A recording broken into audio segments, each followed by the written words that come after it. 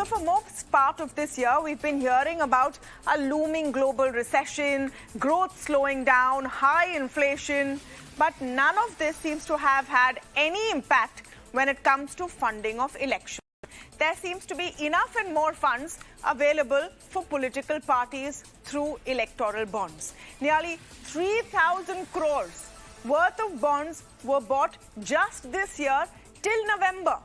In fact, a fresh window has now been opened up and has led to the latest controversy to hit this method of funding political parties. So what exactly has happened? Let's take you through that first. Electoral bonds can be bought 4 times a year within a 10-day window. In years when there's a general election, these bonds can be bought for an extra 30 days. Now, the government has allowed the purchase of electoral bonds for an extra 15 days in any year that has an assembly election, which is pretty much every year. As soon as this amendment was passed, that is on Monday, the fresh window for purchase of bonds was also announced, which is from 9th November to 15th of November.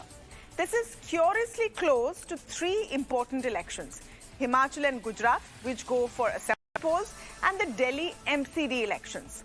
And that's why the controversy. So what exactly are electoral bonds and why are they being criticized since their inception about 4 years ago? It's a financial instrument like a check that can be bought from specific SBI branches by anyone who wants to donate to a political party. These bonds are available in denominations of 1,000 rupees right up to 1 crore rupees. But the 1 crore bond is the most popular. Now imagine this, the most expensive bond, which is for 1 crore, now is 94% of all bonds bought so far. The reason these bonds were introduced was to give, apparently, political donors anonymity. Big donors, corporates, etc., are often afraid that if they donate to one party, the other party, the rival faction in that state or in that election, will target them. These bonds are meant to give a veil of secrecy to big donors. The government's claim has been that because all of this is done through banks, only SBI select branches, sell and give these bonds, it avoids the use of black money. But critics have questioned this claim. Interestingly, nearly 8,000 crores worth of bonds have been bought so far in the last 4 years. This includes 2 years of COVID.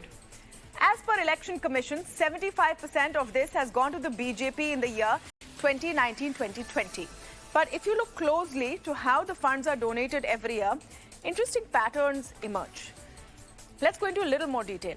As per data from ADR, an agency that tracks electoral funding, BJP got 95% of the funds from electoral bonds in year 1. That's 2017-18. In 2018-19, the BJP gets 57% of funds. Congress gets 15%. Biju Janata Dal is at number 3 with 8.4%. Remember, this is a pre-general election year. The 2019 general elections were held that year, when the Modi government was up for re-election and the Biju Janata Dal was facing assembly elections in Odisha. In 2019-20, BJP gets more than 74%, nearly 75% of the funds. Congress has 9% and more parties start getting donations through this method. This is the year when the BJP government is back at the center. In 2020-21, the year of COVID, the BJP gets just about 7% of the bonds. The DMK gets 25%. Tamil Nadu is set to go to polls in 2021. The YSRCP, TRS and BJD also get a good amount of the share.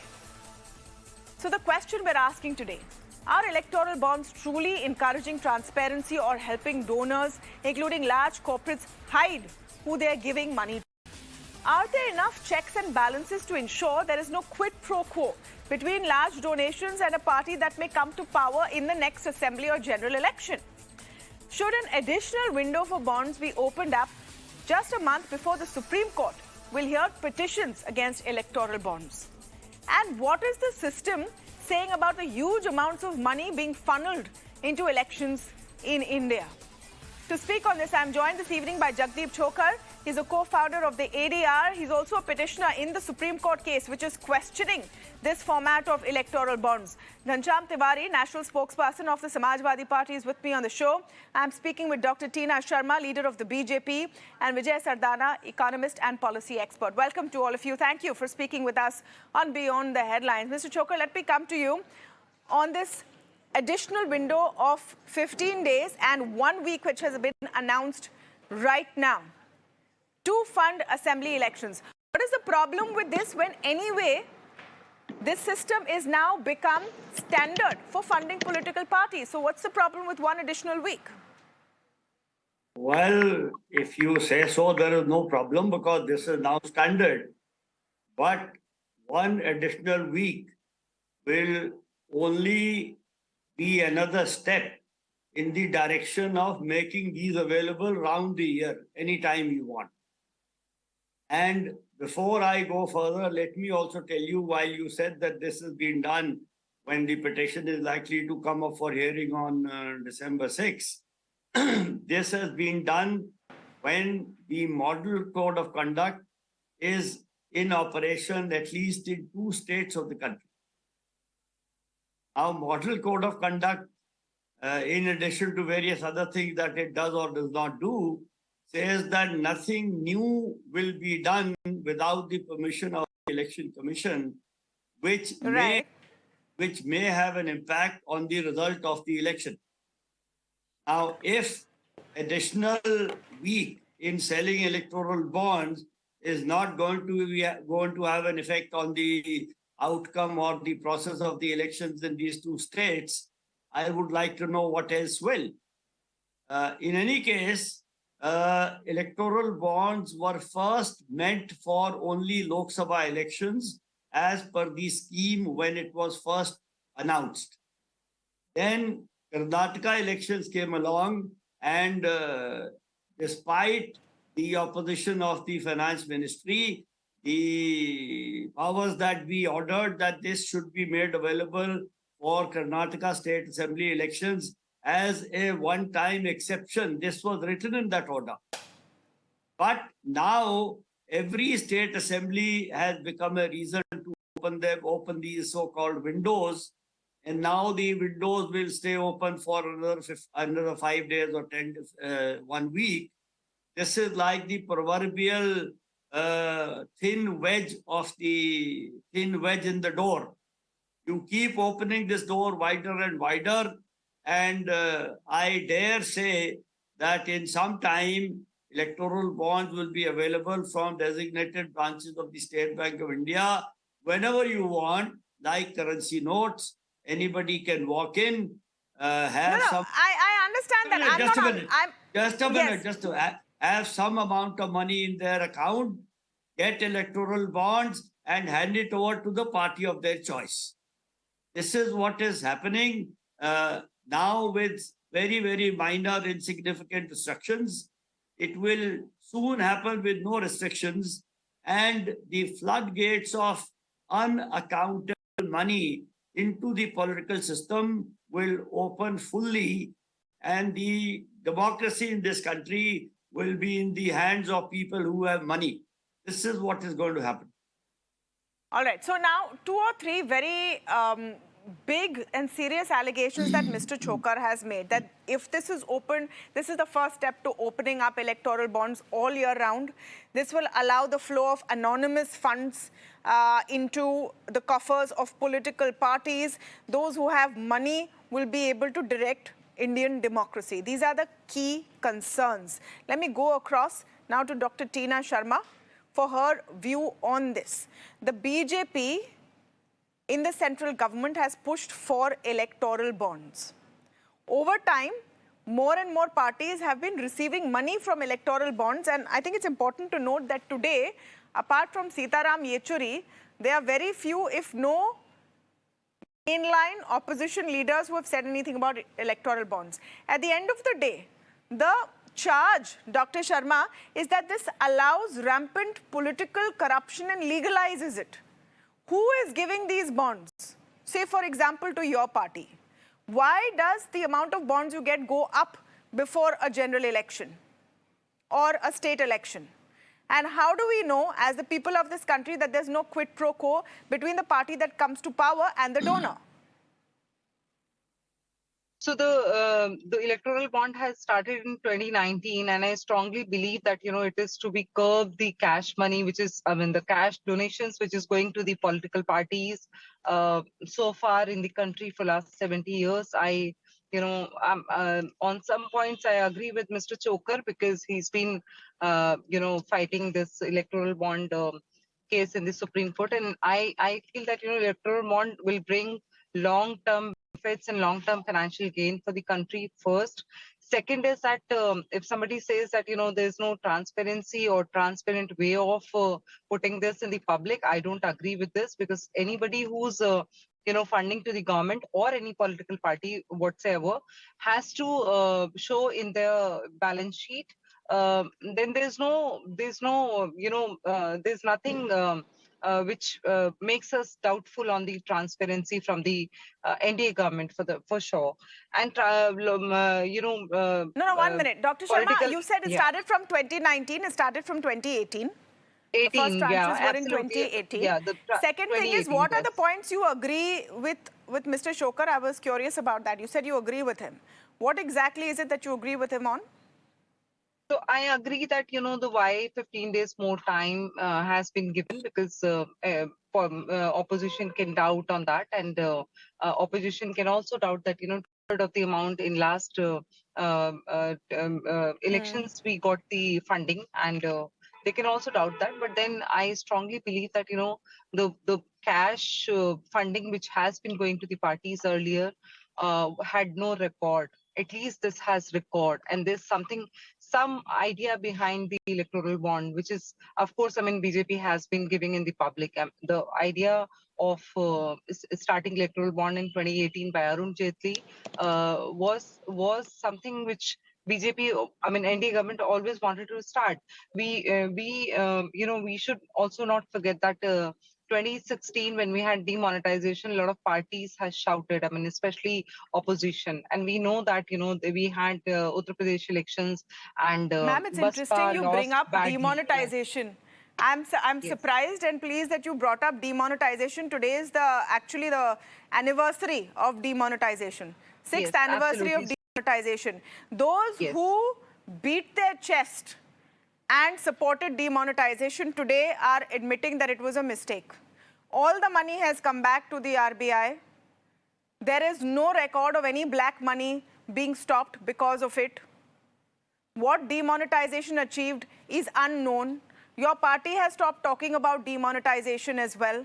So I'm surprised that you brought up demonetization on its 6th anniversary and linked it to electoral bonds. Let me get Mr. Ghanshyam Tiwari in. Mr. Ghanshyam Tiwari, wasn't my observation that most mainline opposition parties have stopped complaining about electoral bonds the correct one? Because everyone's getting some share of the pie now. So they're like, kuch to haath mile. Tamanna, to you, the viewers, and my co-panelists, I think electoral bonds should be renamed as Pay PM and Pay CM, depending on whether they are for national elections or state elections. The Hindu reported in April 2022 that till that time, while the matter has still been in Supreme Court, from 2018 when it was notified till this point, roughly 10,000 crores of electoral bonds were dispersed. And more, BJP wants more of that. And to speak about demonetization, the Scroll reported in 2021 about 2,642 crores, 0.63 crores donations from unidentified sources that BJP received. So BJP is in flush, has money bags, whether it is coming through electoral bonds or is it coming through raw cash. They don't have a place to hide. There is no logic. There are three primary things that were argued in the Supreme Court. One of them was the way BJP opened a backdoor for foreign companies, corporates, to donate to political parties. Add that to the electoral bonds. Add that to BJP's unending appetite, even at the cost of people, to one, spread propaganda, and two, require more and more money for election. They are turning India into a banana republic based on this model, and they can but it's not just BJP who's getting the money. Questions. नहीं सिर्फ BJP को पैसा मिल रहा है ऐसा नहीं है. Even SP has got money. There are a lot of parties. Anyone can get money from electoral bonds. Mr. Tiwari, how can you blame the BJP if they in some years are getting more than others? There are years when they've got only 7-8%. In the famous words, this is organized loot, legalized plunder. That BJP is cornering most of it. They came up with it without debate in parliament. They still would not debate it in parliament. They have had their share of money, thousands of crores, just because the Supreme Court delayed it further and further. BJP is the architect of this fraud that is being put on people of India in the name of cashless and transparency. Okay, but in Vijay essence, Sardana, this is a fraud which is pulled out on people of India. Yeah, Vijay Sardana, electoral bonds are continuously haunted by these questions. Is there transparency? How do we know it's not opening up a window for, unaccounted money through maybe Benami shell companies to make it through to parties? Are we being naive to say, okay, just because cash is stopped, unaccounted money has stopped coming into the coffers of political parties? Tamanna, to you and to the fellow panelists and to the viewers, good evening, first of all. See, we have to appreciate one thing, that no political party is a business activity. No political party has a profit center to generate cash for political activity. From last 75 years, every political party dependent on the cash from the society to fight elections. They don't have any profit center to generate cash to fight elections. The fact is, now here, every political party needs cash to sustain their political activities. Now you have two options to look at it. Either you continue to use the money like black money, which was happening into the political system. Now you are bringing a transparency by saying, bring through the banking route. Now, I'm not going into the debate who gets how much. That is a discretion of the donors.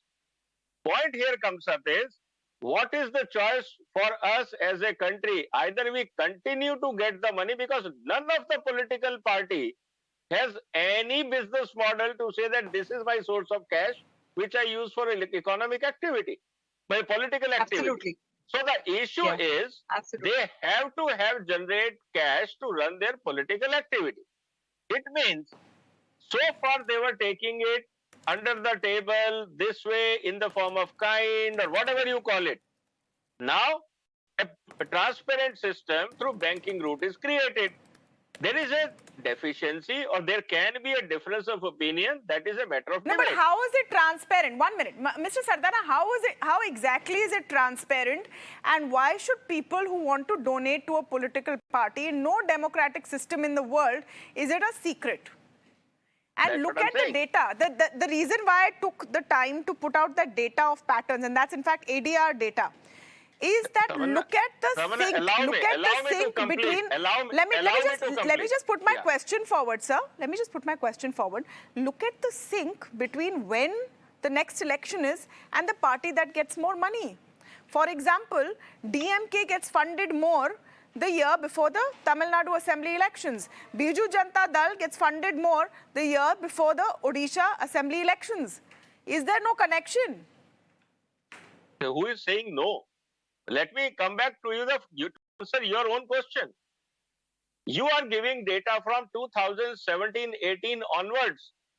Yes. But election is going on from last 75 years. Where is the data of previous years? Do you have any data? You don't have any data. Which party got how much? So are you saying that once you started getting electoral bond, today you have at least data how much money is collected by political parties for political activities? Absolutely. Before electoral bond, you had no data. So are you saying there was no political funding? What is the logic? No. So what it we are is trying not. to say is No. Was it anonymous or not? I'm going to let Ghanshyam Tiwari come into this. Mr. Sardana is saying there was electoral funding by big donors even earlier. So what's the problem now? At least we have the figures. Mr. Tiwari, can you hear me? Okay. Mr. Chhokar, can you hear me? you in between for about 10 minutes. I couldn't hear you at all. But Okay. I just... Did you hear the last point that Mr. Sardana made? No, I did not. Okay. So he's saying, because I'm quoting ADR data, and apologies for the poor audio here. I'm quoting ADR data, and I'm saying that look at all the data breakup. You've given that breakup from 2017-18. He's saying, are you saying there was no political funding before that? What about that data? So what's the problem if it's in the public eye? Well, there was nobody saying there was no political funding. All that is being said is that today it is known that, let us say, 10,000 crores have been given. But we don't know who has given.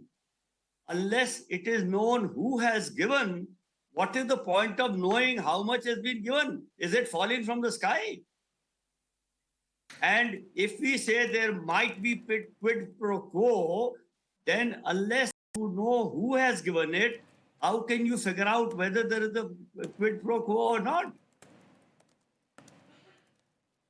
Okay, Mr. Sardana, quid pro quo. One sec, I'll come to you, Mrs. Tina. Mr. Sardana, your response to the quid pro quo point. Are you saying that quid pro quo was not there? In fact, it was much more. Today, when you are doing, let me explain this. When a corporate is buying electoral bond from the bank, it is mentioned in their books. When it is mentioned in the books, these are auditable amounts. When it is auditable amounts, and if but I don't know there, who they're giving it to. No, I don't know who they're giving it to. What is corporates doing now? See, this is where the discipline is emerging. Look at what Tata has done. They have created a corpus of suppose 500 crores. They say we are willing to give it to every political party, and they have created a certain criteria. Now issue comes up is more and more education, more and more transparency will force corporates in accounting, because tomorrow shareholders will also ask how much electoral bond you give it to them. Point here comes up is it is an evolving process. It is just 2 years old process, and we were very happy when there was no electoral bond. Everything was black money going on. Nobody raised this question. Today, when transparency is moving in, everybody has a problem. I just want to say that all corporates are not the Tatas. Companies don't have to tell us who they're giving those bonds to. They tell us how much they've bought, but who they're giving it to is still, in most cases, unclear. Yes, Mr. Tiwari, your response to what Mr. Sardana is saying. This difference makes no sense. Did the corporates give money to parties without declaring the past in cash? The money would be there in the balance sheet. It will not disappear. Mr. Sardana knows economics. He will know this. But so it's a false argument to make. But the main point is that take the Morbi Bridge disaster, man-made disaster. If the Ajanta Group gave money to BJP in the past, it is right now available with the Election Commission. If they now give money to BJP through electoral bonds, neither you will know, nor people of Gujarat will know, nor Mr. Sardana will know, nor Dr. Tina Sharma will know. And do you think Mehul Choksky and Nirav Modi did not donate to BJP? Can a BJP spokesperson say that? Or has Ajanta Group not donated to BJP in the past? As I said, in the famous words of Dr. Manmohan Singh, this is organized loot, legalized plunder. They have created a mechanism that allows them to qualify this quid pro quo that has a sanction of parliament, which happened without debate. And because the Supreme Court has not decided on it for the past 4 years, we have seen at least 10,000 crores or more gone through this which is detrimental to democracy. 8,000 crores. Detrimental Sir, to there was the an democratic RTI process. application to which the State Bank of India has responded in October, and it puts the figure close to 9,000 crores since the inception of electoral bonds has been spent. I want Dr. Tina Sharma to respond to the point of quid pro quo. Dr. Tina Sharma and Vijay Sardana. Both of you all have to speak about it. Dr. Sharma first. How do we know there is no quid pro quo, and why the need for this veil of secrecy? The logic being given in 2017, 2018, I remember very clearly, was that if a corporate, and you will have perspective of this, ma'am, if you donate to one party, the other party in that state, if it comes to power tomorrow, may target you. So you were scared to donate. So let's give you some anonymity. You can donate to everyone, anyone, no one.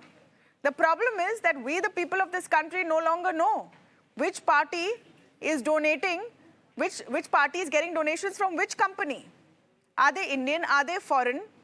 Is there any connection then between, any grants they get from the government or any special leeway? How can anyone track that anymore? No, I understand your point, but then only thing is that the corporate funding has started in 2013, and that too in the books, of course. I mean, and as Mrs. Sardana has quoted that the details of political parties have been, I mean, they've been submitting it to Election Commission that they've received this kind of money, and Mr. Chhokar has been making his ADR reports and reforms on that. So I completely understand that. The only thing is why so much of questioning on electoral bond?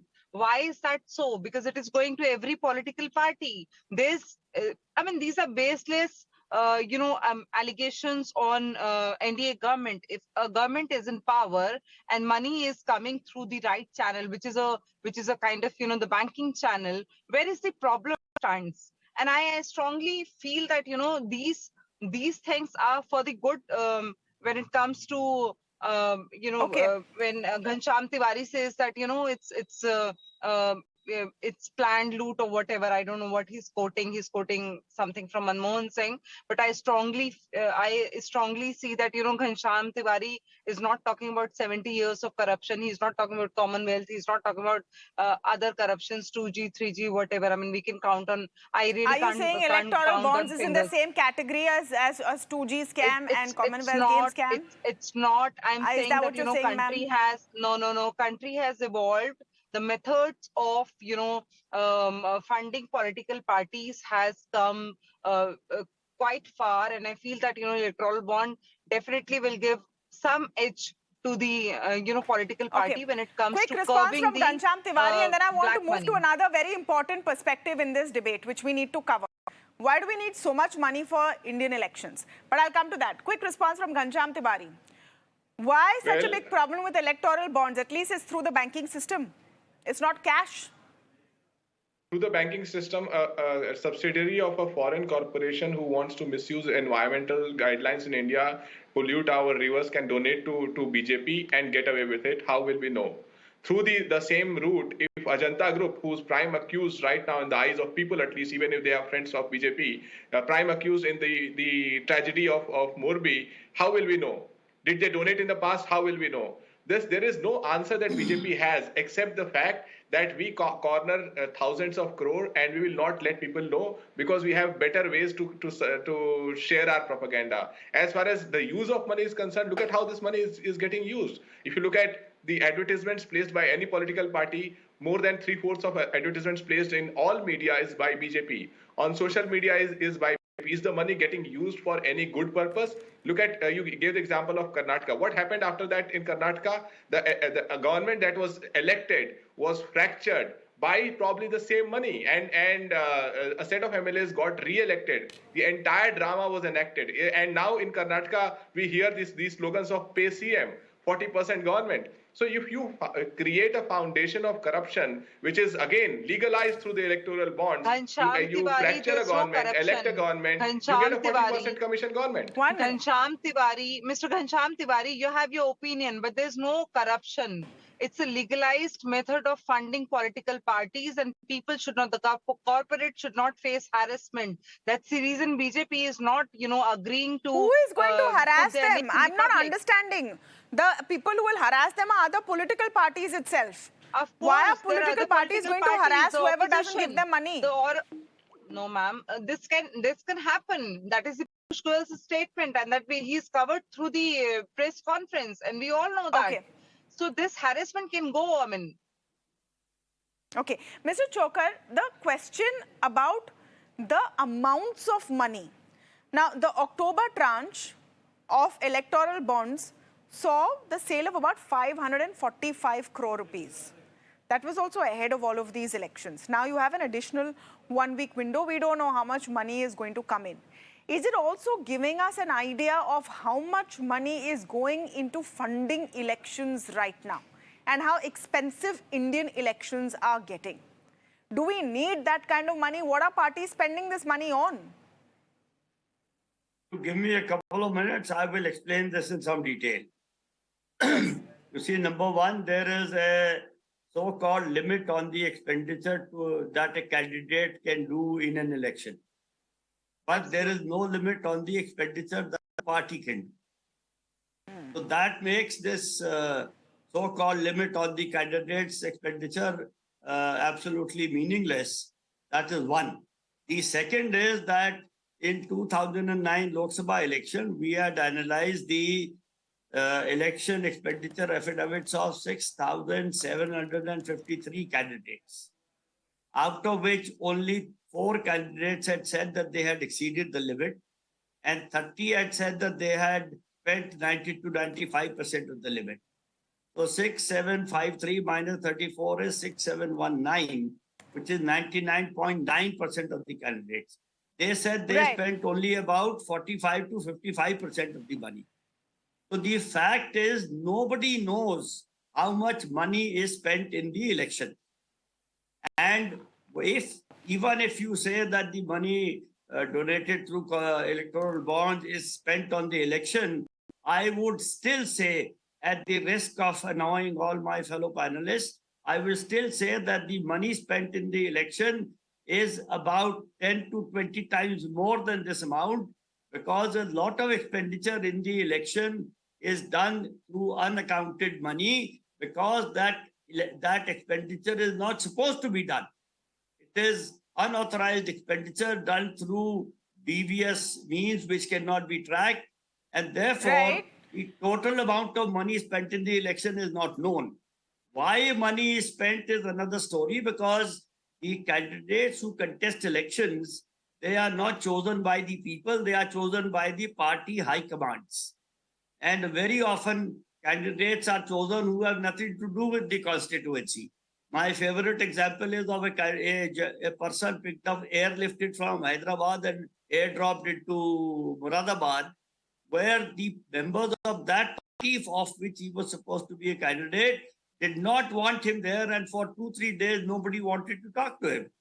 So candidate selection is the greatest mystery in this country, and they are chosen on the basis of something called winnability. Now, nobody has told me what does winnability mean. I mean, you could, but you know, that's the prerogative of the party.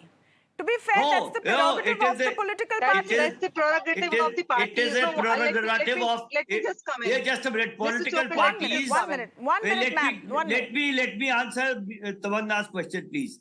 It is the prerogative of the party, but party is supposed to be a democratic institution. Party is not the property of the top leadership of the party. It should be the prerogative of the members of the party. Every party has given a constitution to the Election Commission in which they say that they are democratic, whereas they are not democratic in actual functioning. Okay. I want to get Mr. Sardana in. Yes, I'll come to you, Mr. Sharma. 1 minute. Let me get Mr. Sardana. I just want to answer Mr. Chhokar on this, please. I just want to answer just one line, please. Okay. So Mr. Chhokar, you must be knowing that we have Delhi 2022 elections MCD coming up, and polling would be on 4th of December. And the MCD, when you have one MCD, which is now one MCD, earlier we had 3 MCDs, and prior to that we had single MCD. Now the one MCD says that you can bring candidate from any of the MCD area, excluding your NDMC and your cantonment area. So the political party has right, because these rules have been laid by the laid by the Election Commission, not by the political parties. My answer to him is this, and vice versa for MP elections, for MLA elections, you have different rulings. But he knows you have a right. He's not making the point that you have a right. He is making the point that are you taking into consideration what the voters want? But that's a larger issue. Now, Aam Aadmi Party held a contest, an internal contest. Issue. It's internal contest on who their CM face in Gujarat should be. At the end of the day, does that work for them or not is what we have to see. So winnability is a factor. My question is, what about election funding? Mr. Sardana, I'm coming to you. You have been arguing through this show that electoral bonds might be a work in progress, but it's better than what was there. Does the fact that we don't know who is giving how much money to whom, and the total amounts have ballooned over the years, don't you find that concerning? I'm not concerned for a simple reason Let's take a hypothetical scenario that there are no electoral bonds. Are you saying funding will stop? Are you saying that political party will not look for funding from the unethical sources? Point here comes up is a very simple thing. There is an electoral bond. Point is how to improve the system instead of abandoning, either you give a better alternate. So point here comes up is, one side, I am the owner of the fund. You are saying I can give the fund to a political party, hopefully a ruling combination. Then you say there will be quid pro quo. It means you have to create a legislation and a system to prevent such conflict of interest. In this country, you do not have code of conduct even for judges. You do not have, code of conduct for any of the officials. You do not have other conflict of interest declaration in all your committees. Your member of parliament, those who elect, they sit on the committees where they have a business interest. So my request is, have a proper code of conduct for every institution and have a conflict of interest declaration by every individual. Wouldn't in the a Prevention position. of Corruption Act cover this? Mr. Chhokar wants to come in. Wouldn't the Prevention of Corruption Act cover this? That doesn't cover. See, there's a difference. Okay. In corruption, in Prevention of Corruption, give me a minute. In Prevention of Corruption Act, somebody has to complain. When it comes to self-declaration, conflict of interest, it is a self-declaration. If I make a wrong declaration, I can be penalized. So there is a code of conduct and there has to be a declaration of conflict of interest. All right. 1 minute. Quick response from Mr. Chhokar and then I'm wrapping this. Yes, Mr. Chhokar. There is a law called Right to Information Act. Under that Right to Information Act, the highest statutory authority in the country, the Central Information Commission, has ruled in 2013 that 6 national political parties are public authorities under the RTI Act. The 6 national political parties are blatantly refusing or have continued to refuse abiding by the decision of the Chief Information Commission of the country. And we can say there is no law, but there is a law called the Right to Information Law. Political parties are public authorities under that law, but political parties are refusing to abide by that law. You know, this will go to court. It's been long delayed. That's when more and more details will emerge. I think the big question here for all of us is about the amounts of money that are going into the coffers of political parties, and do they need to explain at some point why? When we're seeing changes of members of Legislative Assembly, MLAs, moving from one party to the other, and we're wondering what's behind it. When we're seeing elected governments fall at the drop of a hat and we're wondering what's happening, we also have to look back to the kind of monies that are pouring into the coffers of political parties. I'm going to take a very short break, but when we come back, the big story that we're tracking this evening